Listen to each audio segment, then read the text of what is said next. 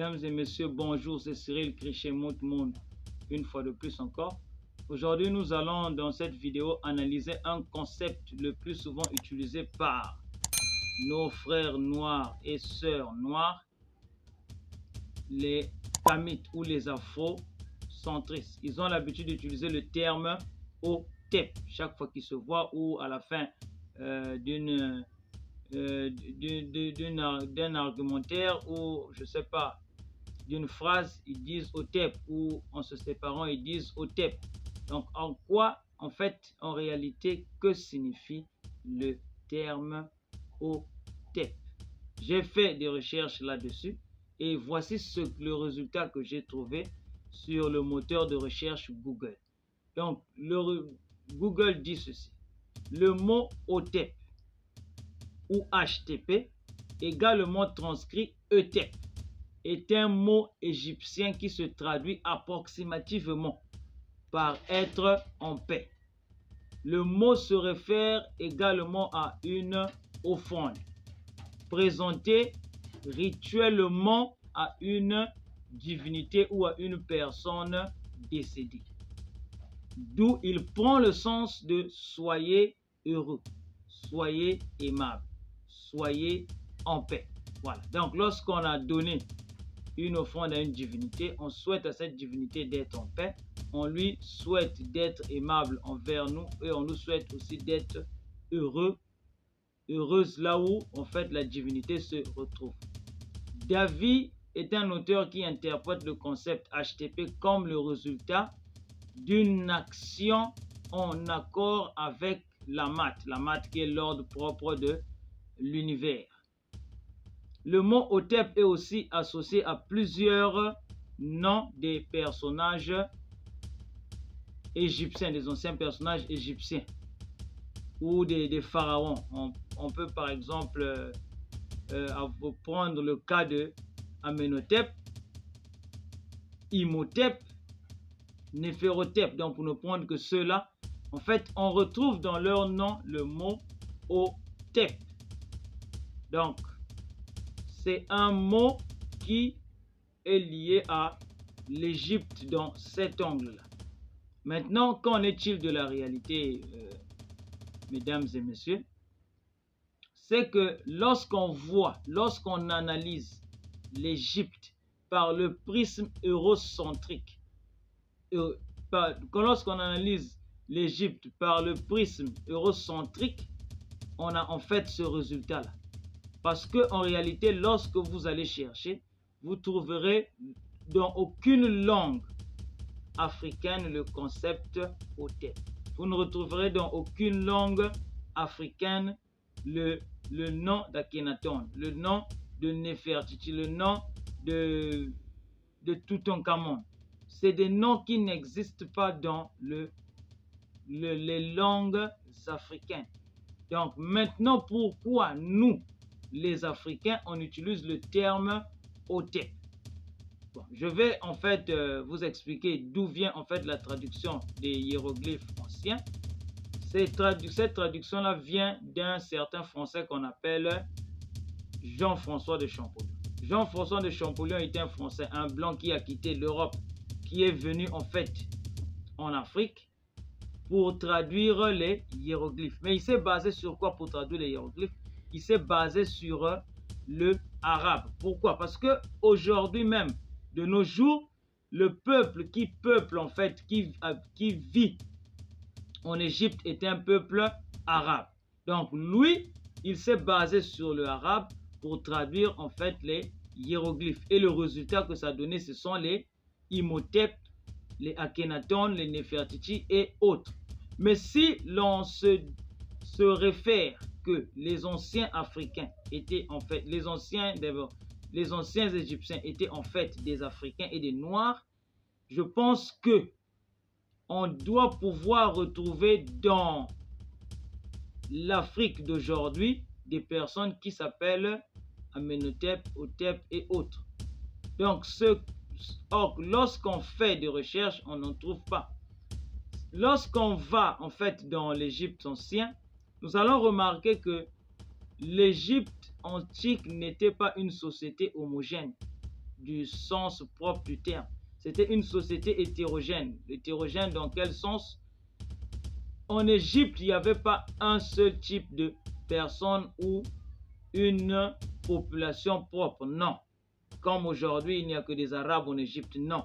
Dans l'ancien temps, il y avait plusieurs types d'Africains en Égypte, c'est-à-dire les Africains de l'Ouest, les Africains de l'Est, les Africains du centre, les Africains du Sud. Donc ça faisait plusieurs tribus. On peut prendre par exemple les Zoulous, les Congos, les Maliens, les Couchites, les Égyptiens.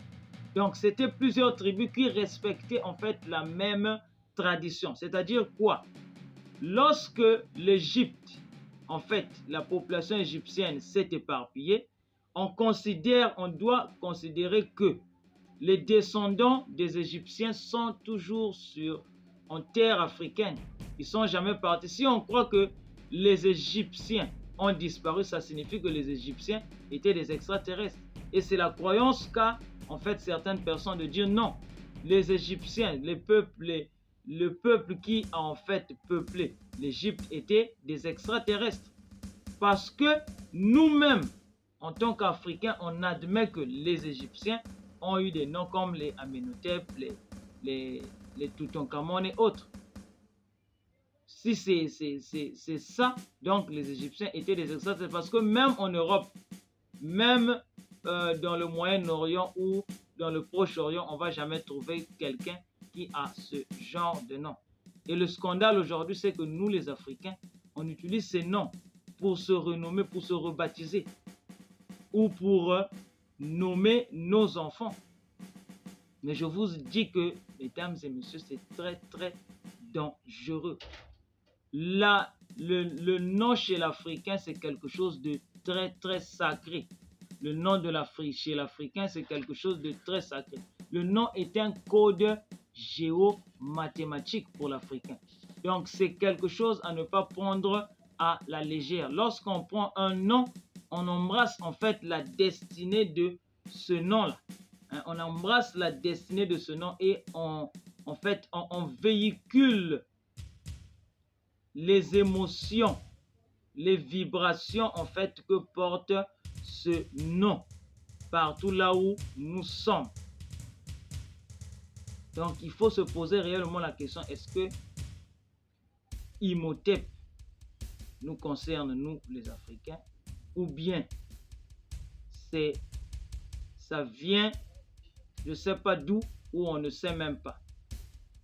En réalité, on doit faire très attention parce que nous, les Africains, on manque un peu de rigueur.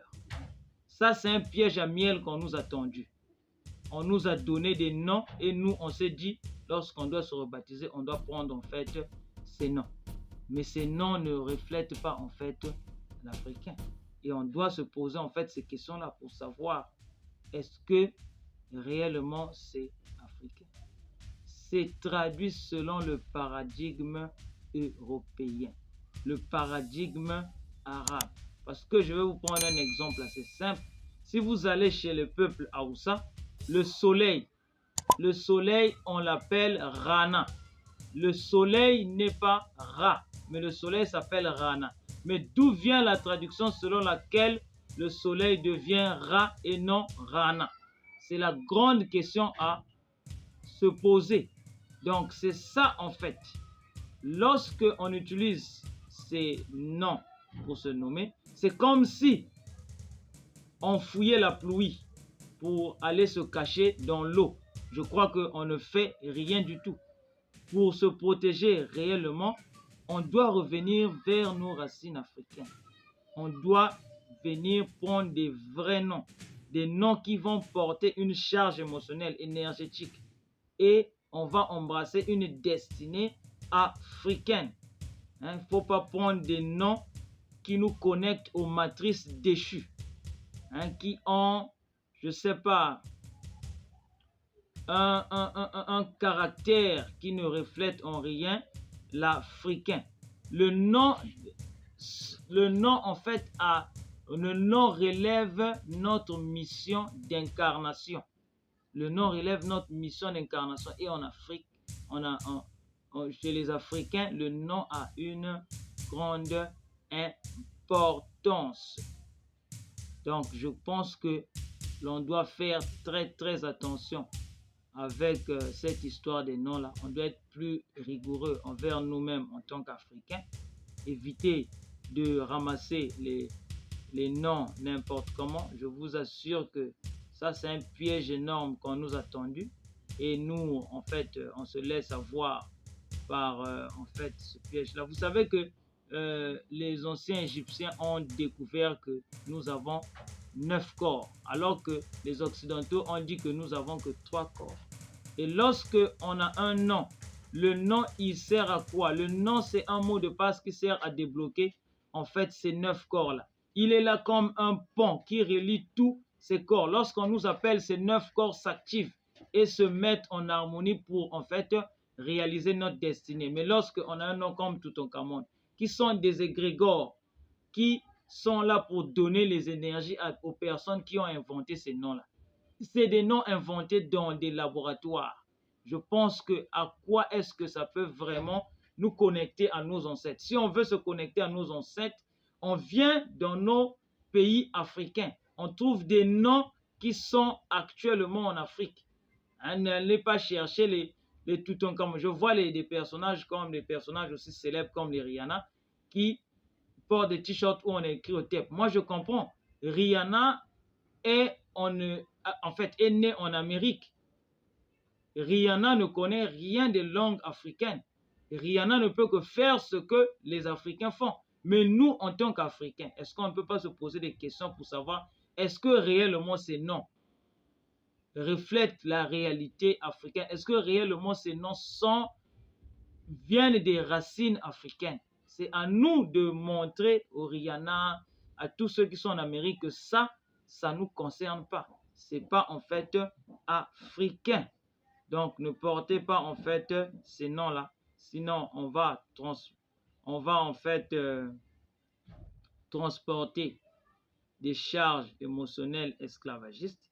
Donc nous voulons éviter d'être ou de rester dans une domination des forces astrales esclavagistes.